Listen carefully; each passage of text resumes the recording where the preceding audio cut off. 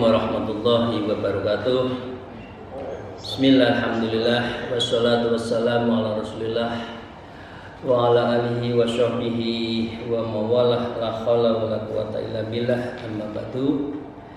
Mari kita bersyukur pada Allah atas semua nikmatnya. Alhamdulillahirabbil alamin. Bersolawat kepada junjungan kita Nabi Agung Nabi Muhammad. Allahumma sholli wa sallim wa barik wa sallim alaihi wa ashabihi. Para salikin rahimakumullah, mari kita lanjutkan ngaji kitab Minhajul Abidin.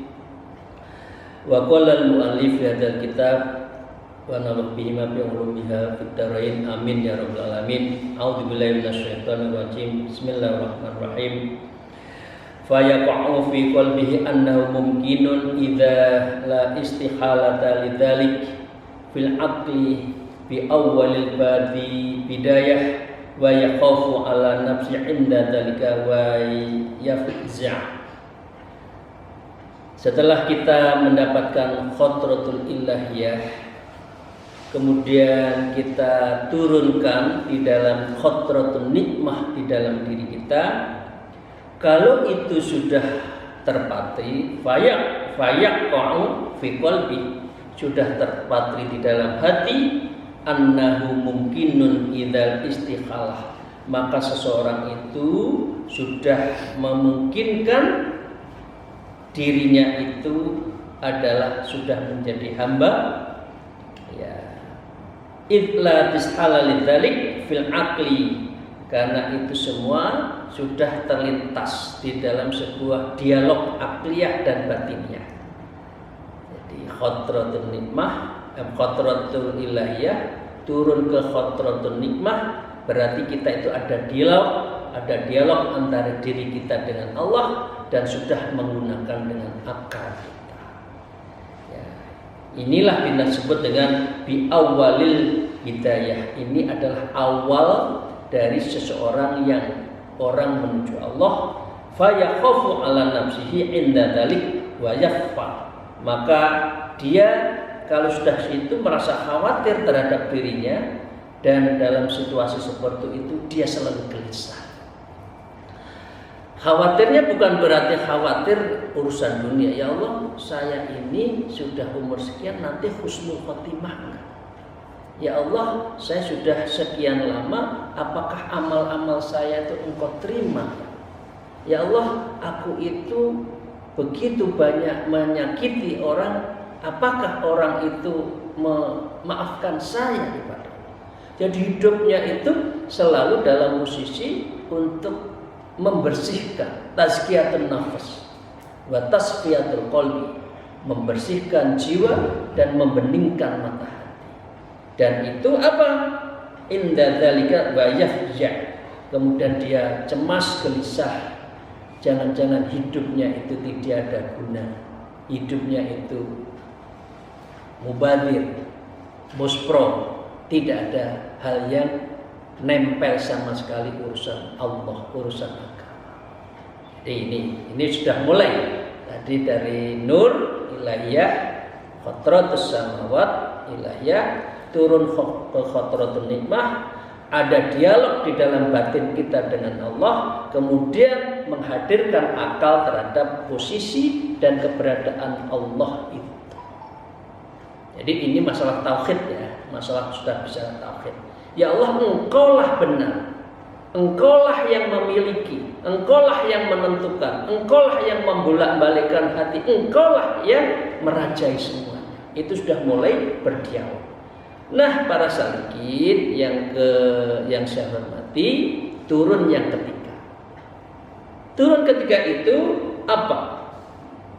Wa qala al-mu'allif hadzal kitab, ya, Syekh Imam Muzali mengatakan fahadza khotirul faza, ini disebut dengan khotratul faza, yaitu lintasan-lintasan hati terhadap kecemasan.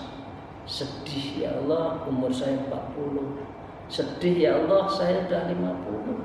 Sedih, ya Allah, saya sudah 60, 70. Ya Allah, begitu banyak hidup saya ini kok hanya urusan dunia, ya Allah. Cemas. Padahal saya itu akan mati. Padahal saya akan menuju Engkau.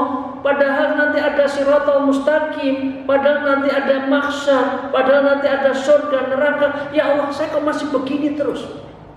Ini namanya khotratul faja. Yang ketiga, khotratul ilahiyah, khotratul nikmah, wa khotratul faza. Bapak Ibu sekalian, sahabat-sahabat yang dicintai, ini pernah nggak yang menjadi lintasan di dalam jiwa kita? Kita itu cemas terhadap hidup kita, urusan Allah.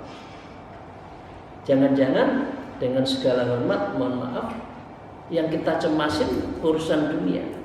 Ya Allah, saya kok hanya begini aja. Saya itu jadi anggota X hanya 5 tahunan. Saya jadi lagi enggak ya Allah? Ya Allah, saya itu jadi pegawai, umur 56 nanti pensiun. Setelah itu saya mau kemana ya Allah? Ya Allah, saya itu jadi X, itu hanya 5 tahunan. Habis ini ya Allah apa?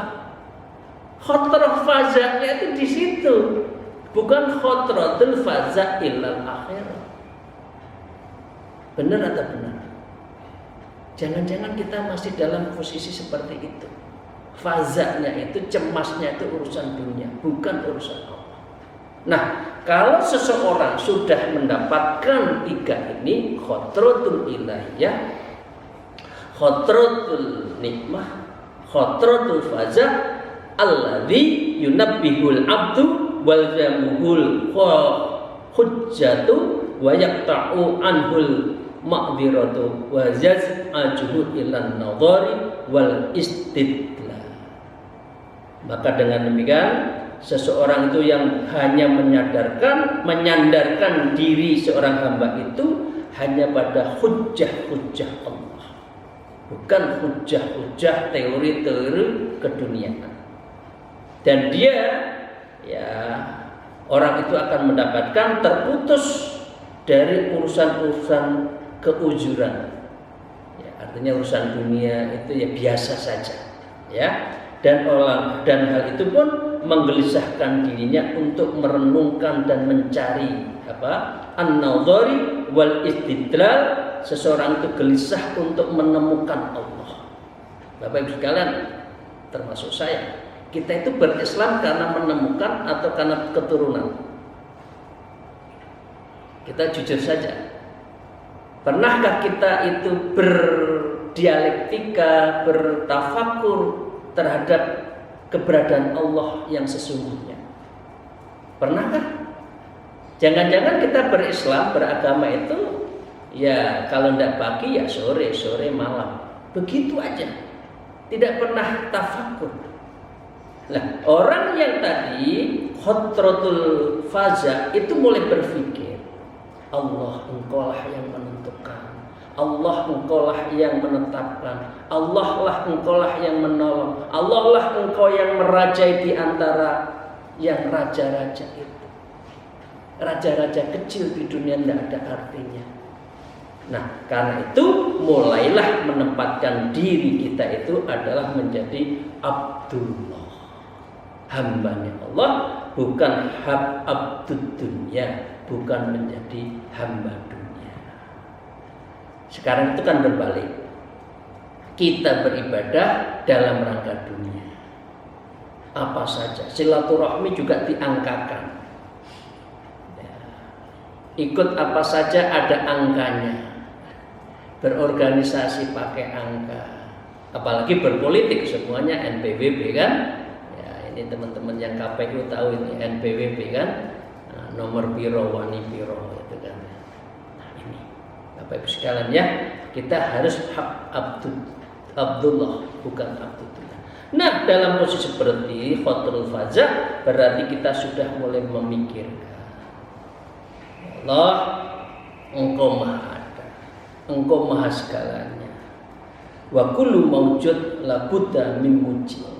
Ya Allah, dunia ini ada, alam raya ada, semua serpihan surga yang ada di dunia ini, ada di Indonesia, engkaulah yang menentukan. Karena ada dunia, ada sesuatu, maka ada penentunya. Yang menentukan siapa? Allah. Nah, itu ya, mulai berpikir. ya wa kullu maujud la budda min mujid.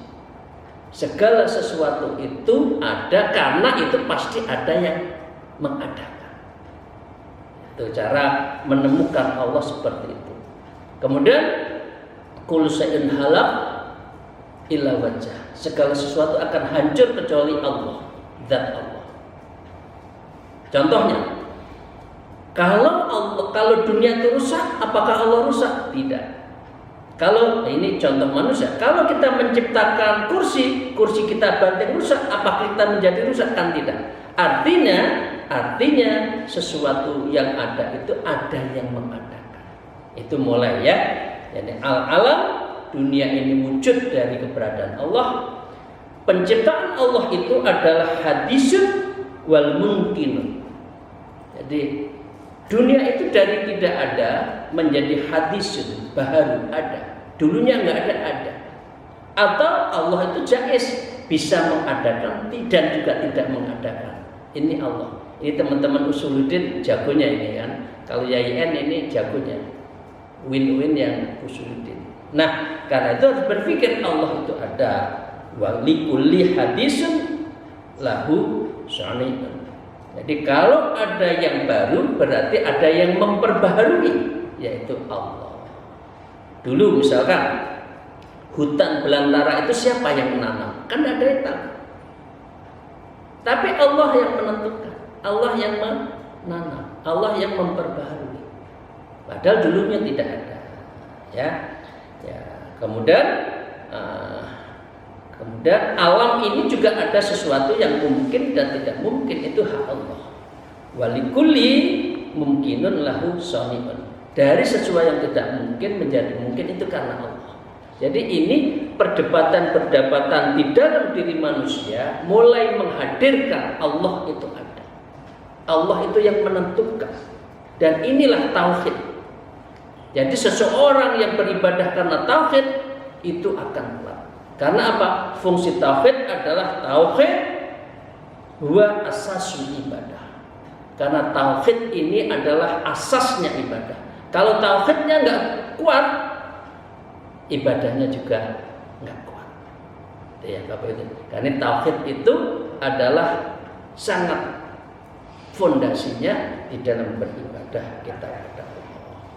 Jadi itu ya para salikin yang kita sampaikan, bahwa setelah hadratul ilayah, hadratul nikmah, hadratul faza atau hadratul terhadap perenungan diri kita, dan kita menghadirkan Allah, maka hamba tersebut menjadi termotivasi ketika terjadi terus-menerus bergerak, terus berpikir, ya Allah, di mana? Ya Allah, saya ingin dekat dengan Engkau ya Allah, karena Engkau yang menentukan. Terus seperti itu dalam rangka inilah sebagai jalan penyapa wa husulul aman, inilah jalan yang mengamankan saya mimma waqa'a bi qalbi, dari segala kekhawatiran yang terjadi dalam diri kita.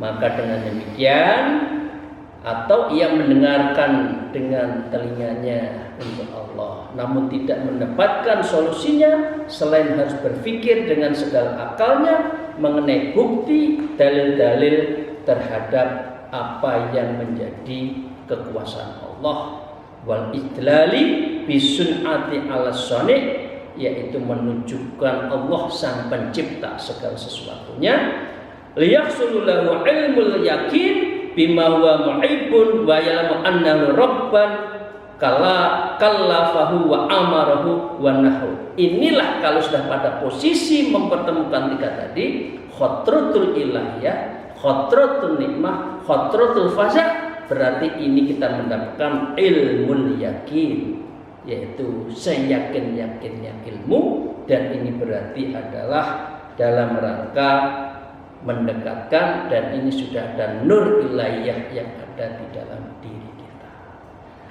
Bapak Ibu sekalian yang saya hormati, itu dasar ya. Ini masih prolog tadi dari apa yang disampaikan oleh Imam Ghazali.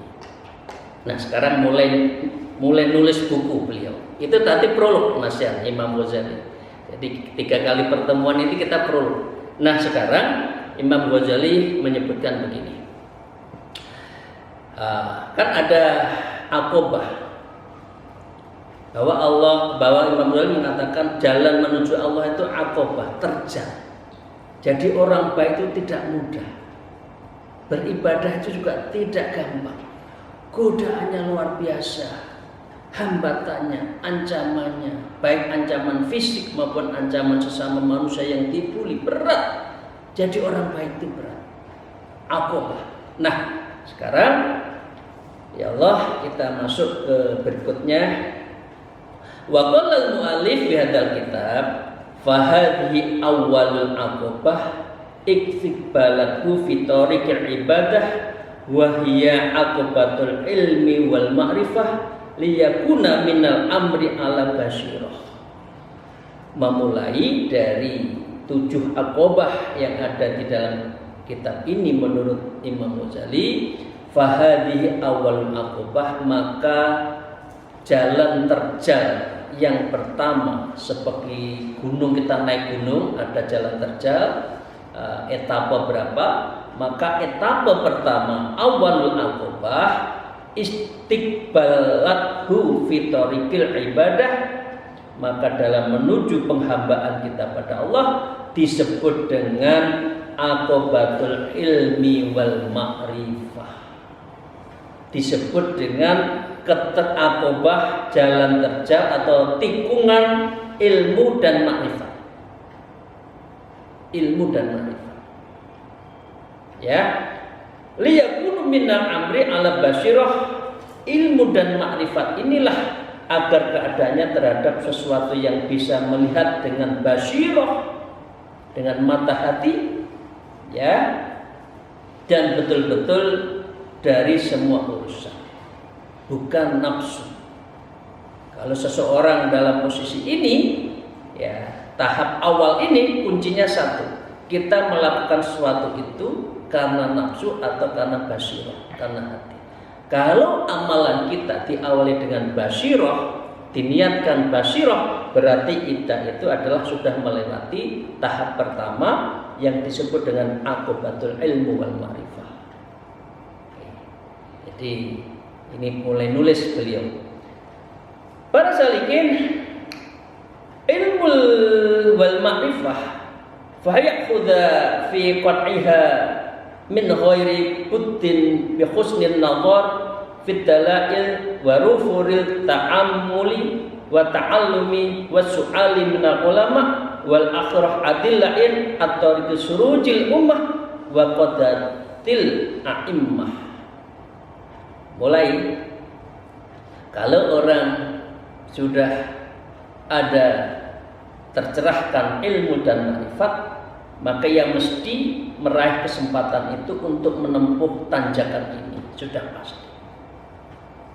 Kita mau ke mana? Surabaya, katakan saya mau pulang ke Tulungagung, saya start dari Condet, maka Condet kita harus menempatkan diri pada al ilmu ma'rifah. Ilmu menuju Tulungagung kayak apa, naik apa, kemana, rutenya mana. Kalau ini macet harus dibelokkan kemana, itu harus tahu. Itu namanya ilmu makrifat. Karena itu makrifat kan man arafa nafsa faqad arafa rabb. Siapa yang tahu terhadap dirinya, maka dia akan tahu terhadap Allah Subhanahu wa taala. Jadi makrifat itu penting. Nah, caranya apa? Tadi disebutkan qatratul faza, yaitu kita harus dalilul warufut ta'amulin, kita harus betul-betul memaksimalkan perenungan, pembelajaran, ya, wa ta'allumi wa su'ali anil min ulama, dan senang bersilaturahim dengan ulama-ulama khusus, ulama akhirat. Ini maaf ya, ini disebut bukan saya yang menyebut adalah Imam Ghazali, wa su'ali min ulama'il akhirah. Jadi ulama-ulama yang tujuannya akhirat, tanpa menyebut apakah ada sekarang itu ulama yang dunia. Saya nggak berani untuk menyatakan ya. Nggak usah diulas. Yang penting carilah ulama khos, ulama yang jalan menuju Allah, ulama yang betul-betul ya kalau mau nyebut agak stit itu ulama tarekoh, ya para guru-guru spiritual. Sering bertanya silaturahmi. Ya, adillati tariqi surujul ummah, karena ini akan menjadi pelitanya umat, dan waqadatul a'imah, dan orang kiai-kiai ulama khos seperti ini akan menjadi panutan para pemimpin. Ya, sekarang kita tidak tahu apakah masih banyak seperti ini. Jangan-jangan ada di tempat gunung sana yang tidak bawa HP, yang tidak bawa, tidak ada TV, ya. Itu yang kiai-kiai mendekatkan diri pada Allah. Tapi kalau sudah di ngerti dunia maya lain, ya. Tapi dengan segala hormat izinkan saya minta maaf ya terhadap ini. Kita hanya menyatakan wasu'ali min ulama'il akhir, ya, bukan ulama su'. Nah, wal ibtada minhum wastihda'in du'a as-solihin minhum li taufiq wal inayah illa ayyak ta'aha bi taufiqillah subhanahu. Orang kalau sudah tahu namanya tadi ilmu wal ma'rifah, dia harus menarik faidah dalam semua doa-doanya itu untuk minta taufik pertolongan menuju kiai, menuju ulama khos, juga di dalam rangka ad-du'a sholih minhu litaufik, untuk mendapatkan Allah, wal inayah, dan kita adalah mohon pertolongannya, ila ayyak toha bitaufikillah, dan tiada lain itu semuanya agar tanjakan kita itu mendapatkan taufik dari Allah. Kita berangkat saja sulit, berangkat sudah nggak dapat taufik dari Allah, ya menuju jalannya juga akan tersesat kemana-mana. Istilah kita yang sering saya sampaikan, sudah umur 40, 60, 70 seperti di Simpang Gumul atau Simpang 5 Semarang, berdiri di pinggir jalan, hanya lihat orang lalu lalang, tidak tahu kemana dia akan mengarungi hidup ini, ya. Jadi, karena apa? Karena memang tidak tahu. Ukurannya satu, kalau dunia dia jalani, kalau akhirat belum tentu. Ini manusia, ya. Nah, karena itu kita tidak dalam posisi menempatkan seperti itu di dalam stafnya. Stafnya adalah harus menyelesaikan aqobah, tanjakan, tikungan yang disebut dengan ilmu wal makrifah, ilmu dan makrifah. Kalau sudah seperti itu, fayahsulu lahu ilmul yakin bil ghaibi wa wa anna lahu ilahan wahidan la syarikalah. Ini kan seperti yang kita baca sehari-hari, ya, sahabat-sahabat yang di pondok ini. Kalau kita habis sholat kan asyhadu an la ilaha illallah wahidu wa rabbul. Jadi ada doa-doa habis sholat itu biasanya seperti itu. Hasilnya itu berarti adalah ilmu yakin terhadap hal-hal yang gaib, ghaibus samawat wal ard. Ya, jangan sampai orang kita ahlu sunnah tidak meyakini ghaib. Ya, maunya akliyah saja, maunya ada mu'tazilah saja, pakai akal belaka. Tidak, harus pakai ghaib. Karena Allah itu apa? Wa huwa annahu la ilaha wahidan la syarikalah. Maka Allah lah yang memiliki Tuhan yang satu dan dia tiada sekutu baginya. Wa walladzi khalaqa anna ali bi kulli hadhihi na'im. Allah lah zat yang telah menciptakan dan memberi kenikmatan kepadanya dengan segala kenikmatan. Berarti apa tadi? Khatratul nikmah. Ya, habis itu turun ke khatratul fazah. Wa annahu kafla wa amaru bi hikmatihi wa ta'adhi bi dhahiri wa batini. Kalau sudah khatratul ilahiyah, khatratun nikmah, khatratul fazah, maka sesungguhnya dia telah membebankan kewajiban kepadaku, memerintahkan dan mengabdi padanya untuk mentaatinya lahir dan batin. Kita belum ya, masih ya, kalau butuh saja menghambakan, kalau tidak butuh lupa manusia kepada Allah. Nah, dan dia telah melarang kekufuran dan bermacam-macam. Ini di dalam khotrohnya tadi, kemaksiatan yang telah memastikan ganjaran yang abadi. Ya kalau maksiat ya nanti disiksa. Untuknya jika kalau kita mentaatinya akan mendapatkan ganjaran. Kalau kita kufur, kita akan mendapatkan laknat dan menyiksanya apabila kita melawan, dan itu abadi jika mendurhakainya dan berpaling daripadanya. Nah, maka ketika situasinya telah seperti itu, maka makrifat dan keyakinan terhadap hal gaib itu dapat membangkitkan untuk bersikap sedia mengabdi dan berfokus pada Allah, Sang Pemberi Karunia yang telah dicarinya. Ya, karena kan mencari tadi, ya, makrifat itu kan mencari. Man arafa rabbak nafsak faqad arafa. Yang telah lama dia cari, oh ini ya Allah, alhamdulillah, saya sudah tidak lagi aras-arasan ya Allah, sholat malam sudah enak, bangun Pak malam itu enak, tidak terbebani. Nah, itu sudah mulai ada kenikmatan.